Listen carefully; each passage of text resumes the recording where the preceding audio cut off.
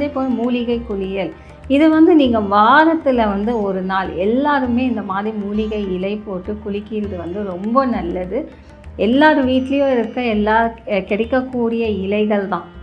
மா இலை கிடைக்கும், வெத்தலை கிடைக்கும், எலுமிச்சப்பழம் கிடைக்கும், அருங்கப்பில் எங்கே வேணாலும் இருக்குது. அதை சுத்தம் செஞ்சு எடுத்துன்னு வந்து மஞ்சள் பொடி, இது எல்லாமே நீங்கள் ஒரு பூ, எந்த பூவனா இருக்கட்டும் ஒரு பூ போட்டுடுங்க.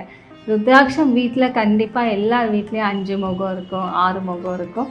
அந்த ஒரு ருத்ராட்சம் போட்டு நீங்கள் வந்து மூலிகை குளியல் அப்படின்னு ஸ்நானம் பண்ணி பாருங்கள். ஏன்னா நிறைய பேர் சொல்லுவாங்க, ஏன் உன் முகம் வந்து ஒரு சோய்வுத்தனமாக இருக்குது, அந்த மாதிரி ரொம்ப வந்து व्यसனமாக இருக்கா அப்படின்னு கேட்கக்கூடிய அந்த கிரகம் வந்து தெரிஞ்சிடும்.